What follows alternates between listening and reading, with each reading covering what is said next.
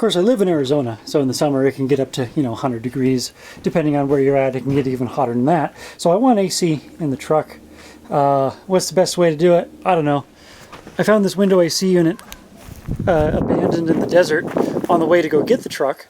So wouldn't it be fitting if the free truck adventure road trip AC unit was the same AC unit that I put in it? Okay. So here, look at all that space up in that glove box there. I'll put the AC unit up there. How does that sound? That'll be fine. So first step is, and of course I still want heat too, so I will try to find a solution for that. So yeah, first step is to remove, well, there's a bolt 3, 4, 5, 6, maybe 7, something like that. And then this, a lot of dirt is falling out of there. Oh wow. Oh yeah, look at that. Fascinating. I wasn't expecting there to be that little center divider. I want to try and avoid cutting that up. Obviously, you don't want to. Once you saw it, you can't put it back. So, so you can see I've disassembled this AC unit, and I'm going to cut it. And of course, if you're watching this footage, it's already been done. But right now, this project only exists inside my head, so who knows what's actually going to happen. But what I'm thinking is I'm going to cut as close to this mount here as possible, and then it's actually going to have to kind of curve in here, and I'm going to actually, these screws are for the base of that thing, which is going to be inside the cab of the truck. So I'm going to have to cut like here-ish. The only thing is, obviously, you see if I cut here, the compressor sticks that way. So that's going to be a little bit weird. The compressor is going to almost like have to stick halfway into the cab through that hole or something. It's going to be a little bit funny. This might end up like at a weird angle or something. I don't know. And you can see I wrapped these lines here in duct tape. I'm just hoping that the return, if I insulate that with just a little bit of duct tape, obviously duct tape is not a great insulator, but I did a few turns there just to hopefully get a couple degrees cooler on the suction side going into that compressor, so that way this copper, isn't losing, or I should say gaining heat, from the surrounding environment, because it is just bare copper. Because this thing is going to be under the hood, it's going to be hot. We're really going to be asking a lot of this, so I'm hoping, if I can even just get a couple of degrees cooler on the suction there, it'll reduce the discharge by a couple of degrees, and hopefully the compressor won't, melt as quickly.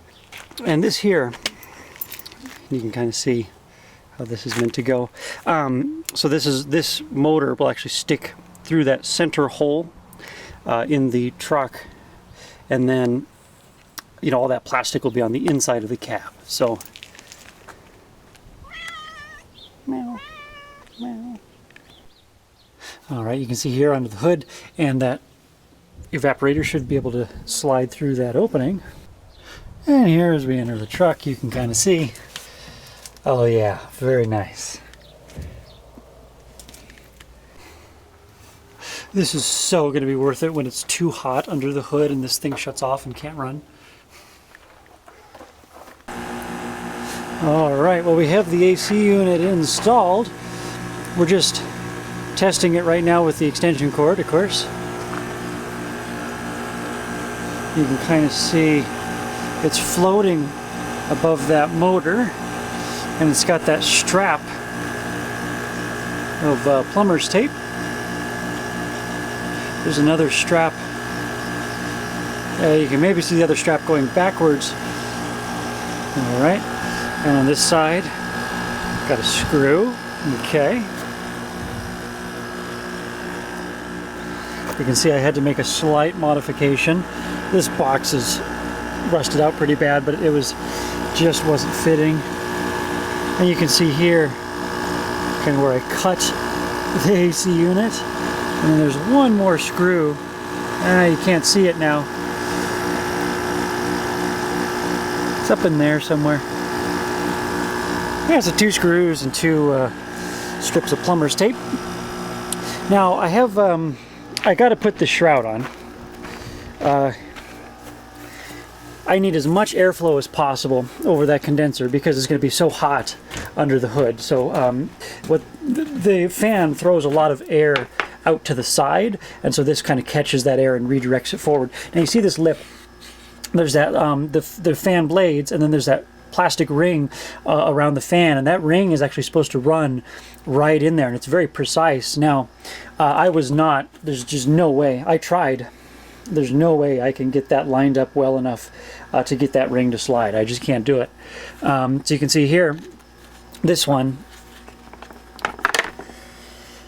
you can see I just cut off that ring, and I'll just make sure when I install this it doesn't hit the fan, and make sure I can wiggle it a little bit and it doesn't hit the fan. That way, you know, the bumps going down the road, you know, it doesn't ever contact the fan. And I will cut this apart into pieces and bit by bit, and you know, modify it and install as much as I can. I'm hoping it's not too hot under the hood for this, so that does remain to be seen. I will keep heat. So I'll actually, right now obviously that's just bypassed, but I will run the heater hose into the cab, and I'll have to, I won't use the original heater box, but I'll build something so that I can still actually have heat. And I want, it probably won't have settings, but I want a little bit of the heat to flow to the windshield, so I have that defrost. So it'll just be, you know, mostly floor and a little bit defrost just by default, and you won't really be able to change the direction of the airflow, but that's probably what I'll do. And so I'm thinking I'm just going to leave that control box where it's at. Now you notice I removed the second knob. There is no thermostat. I don't think it'll ever get cold enough in here that I'll want that to you know, thermostat off. And even then, I'll just turn it off manually. You see above the ignition, there's those two holes. Those are already drilled. I'll put two switches in there. One switch will turn on the inverter, and I'll just leave the AC unit in the on position, so the inverter will come on and kick on the AC unit all together, and that way you can shut off the inverter so it doesn't drain the battery. You know, you got to be able to disconnect the inverter.